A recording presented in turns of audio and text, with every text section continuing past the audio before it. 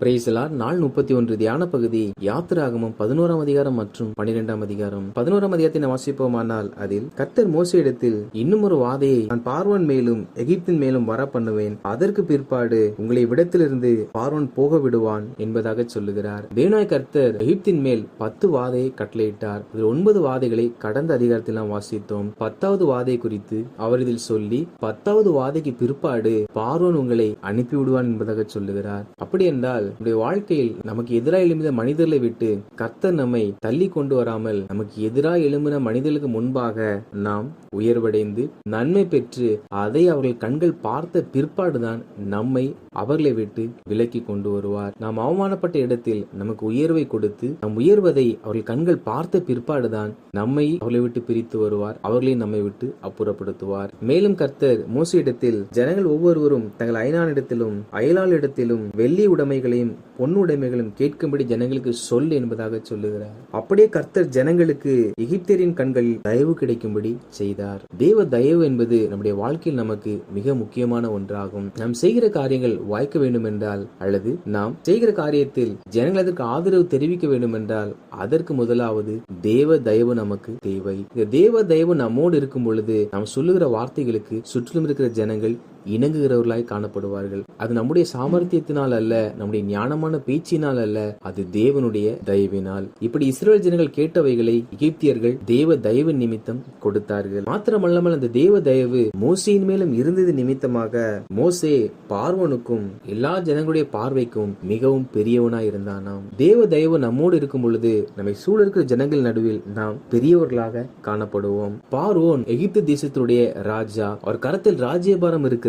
மோசேயினிடத்தில் எது ஒன்றும் இல்லை, ஆனால் மோசேயிடத்தில் தேவ தயவு இருந்தது. இது நிமித்தமாக பார்வோனுடைய பார்வைக்கும் மோசே பெரிய ஒரு மனிதனாக காணப்பட்டார். பின்பு கர்த்தர் 10வது வாதை குறித்து மோசேயிடத்தில் சொல்லுகிறார். 10வது வாதை என்னவென்றால், சிங்காசனத்தின் மேல் வீற்றிருக்கிற பார்வோனுடைய தலைப்பிள்ளை முதல் கொண்டு அந்த எகிப்து தேசத்தில் எந்திரம் வரைக்கும் அடிமை பெண்ணுடைய தலைப்பிள்ளை வரைக்கும் எல்லா குடும்பத்திலும் முதல் பிறந்த ஆண்மகனும் எல்லா மிருக ஜீவன்களுடைய தலை என்றும் சாகும் என்பதாக கர்த்தர் சொன்னார். இவைகளை கர்த்தர் பார்வோனுக்கு சொல்லும்படி சொல்லுகிறார். மோசேயும் இந்த வார்த்தைகள் எல்லாவற்றையும் பார்வோனுக்கு தெரியப்படுத்தி, அப்படி எகிப்தில் இந்த காரியம் சம்பவிக்கும் போது இஸ்ரவேல் ஜனங்களில் ஒரு ஆண் பிள்ளைகளுக்கும் ஒரு மிருக ஜீவன்களுக்கும் எந்த ஒரு சாவும் வராது என்பதாக சொல்லி மோசே வந்து விட்டார். 12ஆம் அதிகாரத்தை வாசிப்போமானால் அதில் கர்த்தர் மோசேயிடத்தில் இந்த மாதம் உங்களுக்கு பிரதான மாதம், இது உங்களுக்கு வருஷத்தின் முதலாம் மாதமாய் இருப்பதாக என்பதாக சொல்லுகிறார். அதாவது நாம் எல்லாரும் நாள் காட்டி வைத்திருக்கிறோம். அதில் 12 மாதங்கள் நமக்கு கொடுக்கப்பட்டு நாம் அவைகளை வைத்தே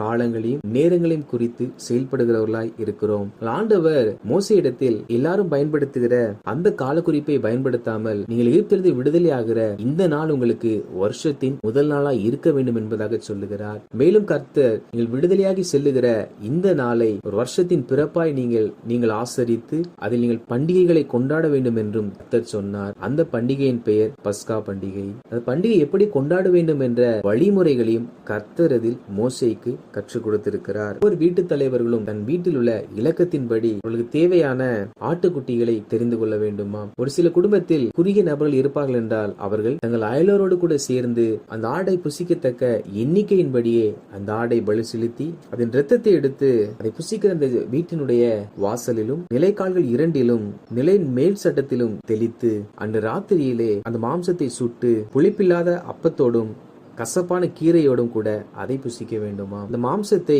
புளிப்பில்லாத அப்பத்தோடும் கசப்பான கீரையோடும் புசிக்க வேண்டுமாம். அப்பத்தில் புளிப்பு இருக்க கூடாது என்றும் கீரை கசப்பாக இருக்க வேண்டும் என்றும் கர்த்தர் சொல்லி இருக்கிறார். கர்த்தருடைய ஜனங்களாகிய நாம் கர்த்தரை ஆராதிக்கும் பொழுது, கர்த்தரை துதிக்கும் பொழுது, கர்த்தரை நோக்கி ஜெபிக்கும் பொழுது நாம் எப்படி ஜெபித்தாலும் எப்படி துதித்தாலும் கர்த்தர் ஏற்றுக்கொள்வார் என்ற மனநிலையோடு கூட நாம் துதிக்காமல் ஜெபிக்காமல் தேவன் எப்படி துதித்தால் ஏற்றுக்கொள்ளுவார் என்பதை வேத வசனத்தை வாசித்து அதில் இருக்கிற ஒவ்வொரு வசனங்களின் அறிந்து கொண்டு அவர் விரும்புகிறபடிதான் நாம் அவருக்கு ஆராதனையும் அவரை நோக்கி ஜெபங்களையும் ஏறெடுக்க வேண்டும். கர்த்தர் பண்டிகையின் நாளையும் அதை புசிக்க வேண்டிய விதத்தை பற்றி மாத்திரம் சொல்லாமல் அதை இன்ன விதமாய் புசிக்க வேண்டும் என்பதை குறித்தும் சொல்லியிருக்கிறார். எப்படி என்றால், இஸ்ரவேலர்கள் தங்கள் அறையிலே கச்சைகளை அணிந்து கொண்டு, தங்கள் கால்களில் பாதரட்சிகளை தொடுத்து கொண்டு, ஒரு கையில் தடியை பிடித்துக் கொண்டு, மறு கையில் அந்த மாம்சத்தையும் புளிப்பில்லாத அப்பத்தையும் கசப்பான கீரையும் சேர்த்து புசிக்க வேண்டுமாம். இதுதான் பஸ்கா பண்டிகையாகும். இஸ்ரவேல் ஜனங்கள் இந்த பஸ்கா பண்டிகையை எகிப்திலிருந்து விடுதலையான நாள் முதல் கொண்டு அவர்கள் அனுசரித்து வந்தார்கள். தேவனை கொடுத்த பண்டிகை என்பதனால் நாம் இவைகளை அனுசரிக்கலாமா என்ற ஒரு கேள்வி நமக்குள் எழலாம். பஸ்கா பண்டிகை என்பது எல்லா கிறிஸ்தவர்களும் கொண்டாட வேண்டிய ஒரு பண்டிகை அல்ல. இஸ்ரவேல் ஜனங்கள் எகிப்திலிருந்து விடுதலையாகிற அந்த நாளே பஸ்கா எனப்படும். அவர்கள் எகிப்திலிருந்து விடுதலையானது நிமித்தமாக அந்த நாளை கொண்டாடுகிறார்கள். இன்னும் நாம் சொல்ல வேண்டும் என்றால், அது இஸ்ரவேலுடைய சுதந்திர நாள்.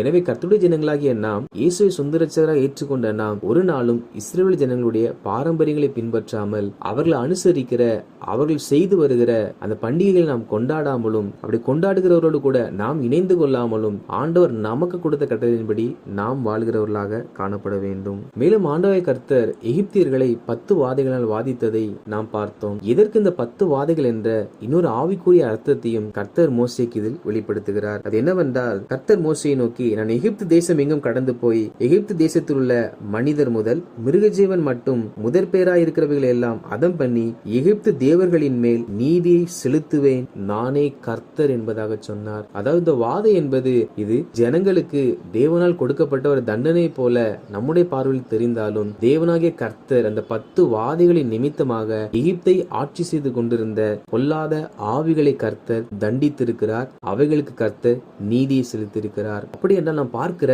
அநேக நிலச்சரிவுகள், அநேக வெள்ளங்கள், அநேக இயற்கையினால் வரக்கூடிய ஆபத்துகள், அவைகள் மனுக்குலத்திற்கு எதிராய் வந்தாலும் நாம் அறியாத இன்னொரு ஆவிக்குரிய காரியம் என்னவென்றால், தேவனாகிய கர்த்தர் எவ்விடத்திலெல்லாம் பிசாசானவன் தன் அதிகாரங்களையும் தன் ஆளுகைகளையும் தன் ஸ்தானங்களையும் வைத்திருக்கிறானோ அந்த பகுதிகளெல்லாம் கர்த்தர் நிர்மூலமாக்குகிறார். அந்த பிசாசுகளுக்கு கர்த்தர் நீதியை செலுத்துகிறார். பிற்பாடு மோசே கர்த்தர் தனக்கு சொன்ன எல்லாவற்றையும் ஜனங்களுக்கு அறிவித்தார். ஜனங்கள் கர்த்தர் தங்கள் சொன்ன வார்த்தையின்படியே தங்கள் இலக்கத்திற்கு தக்கதான ஆட்டுக்குட்டியை தெரிந்து கொண்டு அவைகளை பலி செலுத்தி அதன் இரத்தத்தை தங்கள் வீட்டு வாசல்களின் நிலைக்கால்களில் தெளித்தார்கள். தேவன் தங்களுக்கு சொன்னபடியே பஸ்காவுடைய விருந்துகளை ஆயத்தம் பண்ணினார்கள். வாசிக்கும் பொழுது, ஏன் பாதரட்சிகளை தொடுத்து அரை இடுப்பிலை கட்டி கொண்டு கரத்திலே தடியை பிடித்து மாம்சத்தை புளிப்பில்லாத அப்பத்தோடும் கசப்பான கீரையோடும் அதுவும் வேகமாக சாப்பிட வேண்டும் என்ற ஒரு கேள்வி நமக்குள் எழலாம். கர்த்தர் ஏன் இவ்வாறு அனுசரிக்க சொன்னார் என்றால், கர்த்தர் இதற்குள்ளாக ஒரு ரகசியத்தை மறைத்து வைத்திருக்கிறார். அது என்னவென்றால், இஸ்ரவேல் ஜனங்கள் தாங்கள் வாக்குத்தத்தம் பண்ணப்பட்ட தேசத்தில் சுதந்திரித்து இந்த பஸ்காவை ஆசரிக்கும் பொழுது அவர் பிள்ளைகள், நீங்கள் ஏன் இவ்வாறு செய்கிறீர்கள் என்பதாக கேள்வி கேட்பார்கள். அப்பொழுது இந்த பெற்றோர், நாங்கள் எகிப்தில் அடிமையா இருந்தபோது கர்த்தர் இப்படி எங்கள் எகிப்திலிருந்து புறப்பட பண்ணினார், எனவே அதற்கு அடையாளமாக நாங்கள் கச்சைகளையும் பாதரட்சிகளையும் தடியையும் பிடித்துக் கொண்டு தீவிரமாய் புசித்து அவ்விடத்திலிருந்து புறப்பட்டோம். கர்த்தர் எங்களை அப்படி விடுதலையாக்கி கொண்டு வந்தார் என்பதை செய்முறையினால் செய்து அதை தங்கள் பிள்ளைகளுக்கு விளக்கி காண்பிக்க வேண்டுமாம். அப்படி என்றால் நாம் நம் பிள்ளைகளுக்கு வாயினால் வார்த்தையா எதையும் சொல்லாமல் அவைகளை நாம் செயல்களில் மூலமாய் அவர்களுக்கு தெரியப்படுத்தும் பொழுது அது அவருடைய இருதயத்தின் ஆழத்திற்குள்ளாக பதிந்து விடுகிறது. கர்த்தர் ஞானமுள்ளவர் அல்லவா, எனவே அவர் இவ்வாறு ஒரு பண்டிகையை ஆசரிக்கும்படி கற்றுக் கொடுத்தார். நாம் கூட நம் பிள்ளைகளுக்கு இப்படிப்பட்ட காரியங்களை கற்றுக் கொடுக்கும் பொழுது அவர்கள் அதி சீக்கிரத்தில் நாம் சொல்லுகிற வார்த்தையின் அர்த்தத்தை புரிந்து கொள்வார்கள். இதற்கு பிற்பாடு 10வது வாதையாகிய தலைப்பிள்ளைகளையும் தலையீன்றுகளையும் கர்த்தர் அழைத்தார். கர்த்தர் சொன்ன வார்த்தையின்படியே இஸ்ரவேல் ஜனங்கள் பலி செலுத்தின நாட்டின் ரத்தத்தையும் நிலைக்கால்களில் அளித்தபடியினால் சங்கார தூதன் இஸ்ரவேல் ஜனங்களுடைய ஒரு வீட்டிற்குள்ளும் பிரவேசிக்காமல் எகிப்திலுடைய ராஜா முதல் கொண்டு அங்கு அடிமையா இருக்கிற மற்ற எல்லாருடைய தலைப்பிள்ளைகளையும் தலையீன்றுகளையும் அளித்தான். அப்பொழுது பார்வோன், நீங்கள் எல்லாரும் இவ்விடத்தை விட்டு புறப்படுங்கள், நீங்கள் சொன்னபடியே உங்கள் கர்த்தரை ஆராதனை செய்யுங்கள் என்பதாக சொல்லி அவர்களை விடத்திலிருந்து அனுப்பிவிடுகிறான். இஸ்ரவேல் ஜனங்களும் தங்கள் அயலாரிடத்தில் அவருடைய நகைகளை கேட்கும் பொழுது அவர்கள் எதையெல்லாம் கேட்டார்களோ அதையெல்லாம் எகிப்தியர்கள் கொடுத்து நீங்கள் இவ்விடத்திற்கு புறப்பட்டு போங்கள் என்பதாக அவரிடத்தில் சொன்னார்கள்.